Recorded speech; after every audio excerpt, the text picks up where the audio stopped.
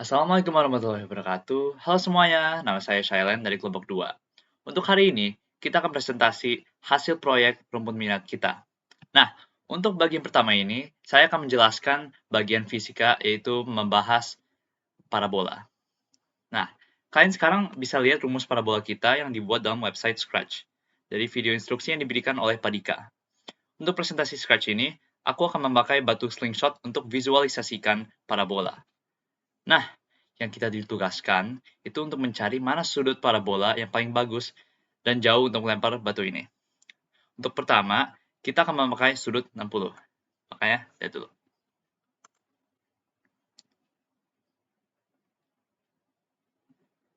Nah, ternyata sudut 60 masih lumayan pendek ya. Makanya, kita sekarang akan pakai sudut 30.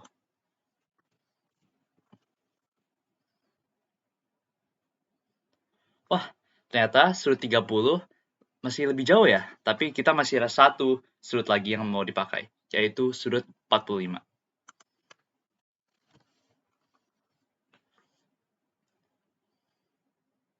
Wih, ternyata sampai jauhnya nyampe dinding ya. Oke. Nah, dengan itu kita bisa tahu bahwa sudut 45 adalah sudut yang paling jauh dan paling bagus untuk rumus parabola yang kita buat ini. Kalau begitu, bagian fisika saya udah selesai. Tapi jangan pergi dulu. Masih ada dua topik yang kita mau bahaskan lagi. Tapi untuk sekarang, lanjut ke Fayan. Halo semuanya, nama saya Farel dari kelompok 2 dan aku bakal ngelanjutin rumpun minat kita dengan membahas bagian kimia. Pertama, kita akan membahas energi ATP. Energi ATP atau adenosia trifosfat adalah sebuah nukleotida dalam biokimia yang terdiri atas basa nitrogen, adenin, dan ribosa. Kemudian ada rumus kimianya yaitu C10H16N5O13 dan P3. Di sini kita juga bisa ngelihat strukturnya. Kedua, kita akan membahas pertanyaan glikogen di mana kita harus mencari berapa gram air dan karbon dioksida yang dihasilkan.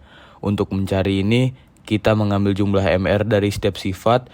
Glukosa ada hasil 180, untuk oksigen 32, untuk karbon dioksida 44, dan untuk air ada 18. Kita juga harus memakai rumus mol dan gram.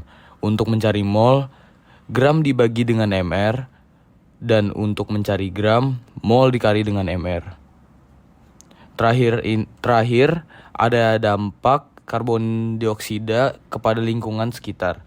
Karbon dioksida dapat menimbulkan pemanasan global, pencemaran udara, menyebabkan sesak napas, merusak lingkungan, mempunyai dampak negatif kepada kesehatan, merubah cuaca secara ekstrim, dan lain-lain. Nah, dengan itu bagian saya selesai. Kita lanjut kepada bagian terakhir ya, yaitu yang akan melanjutkan adalah Nasya. Terima kasih. Halo semuanya, nama saya Nasya dari kelompok 2 dan ini adalah bagian terakhir dari rumpun minat kita yaitu membahas pertanyaan matematika tingkat lanjut. Pada pertanyaan pertama, kita diberikan masalah grafik percobaan lempar lembing parabola, di mana kita harus mencari ketinggian lembing pada 3/2 detik. Nah, ini jawabannya di mana variabel T yaitu 3/2 detik dimasukkan kepada formasi polinomial yang diberikan. Jika dihitung waktu dengan polinomial akan menghasilkan jawaban 14/5 yang akan menjadi 2,8 jika dibentuk desimal.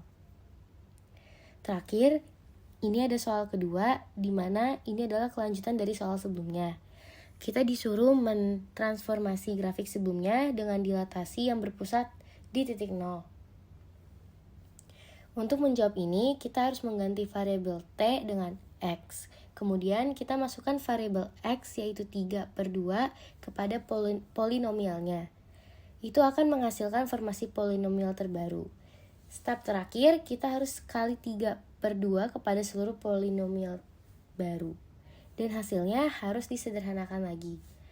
Pada akhirnya, kita akan mendapatkan jawaban min 4/9 X pangkat 2 plus 9/5 X plus 12/5. Dengan itu, kita selesai pembahasan rumpun minat kita. Juga berterima kasih kepada Shailen dan Fayen untuk membahas mapel yang sebelumnya. Sekian terima kasih. Wassalamualaikum warahmatullahi wabarakatuh.